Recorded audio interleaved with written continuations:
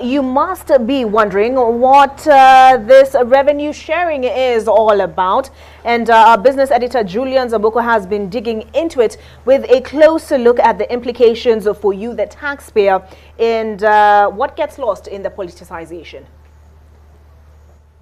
So in the recent past, there has been increasing debate about the county revenue allocation and the difference between the second generation formula and the third generation formula. And many of us are still not clear as to what the distinction is.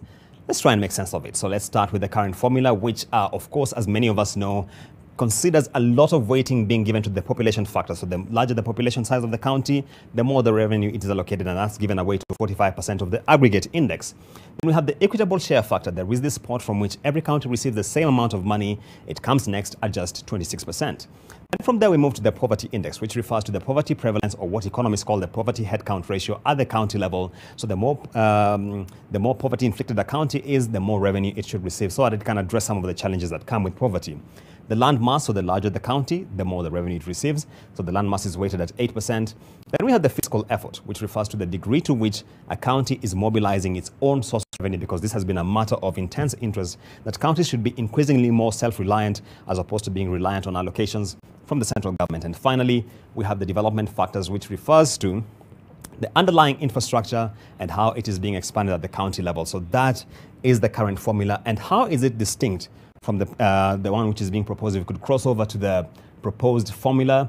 Now, this one is more nuanced. The previous one looks largely at the population factor. This one says no. Let's get into the nuances of this population. So it has three components. Let's start with the service delivery component.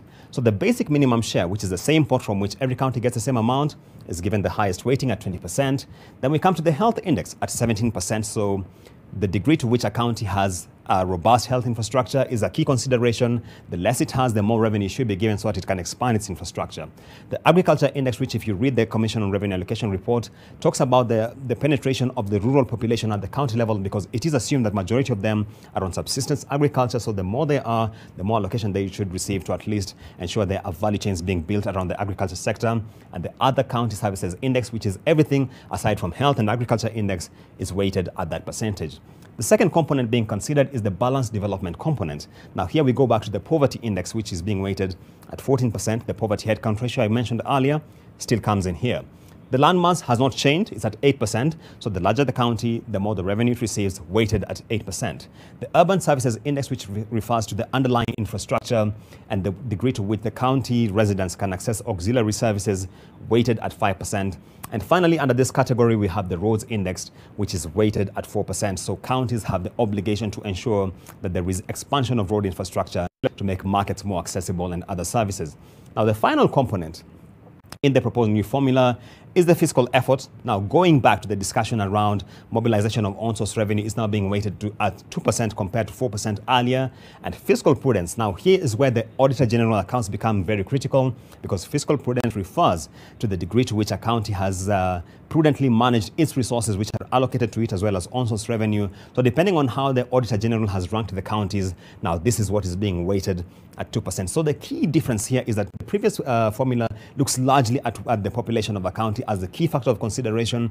The third generation formula says no. We need to look at the more nuanced areas about this population. So we look at the health index, we look at the poverty index, we look at things like the fiscal effort, fiscal prudence, and that is the distinction, and that is some of the issues which are being floated out here in terms of new proposals coming from parliamentarians as well as politicians. So we wait to see how this will unfold in the days ahead.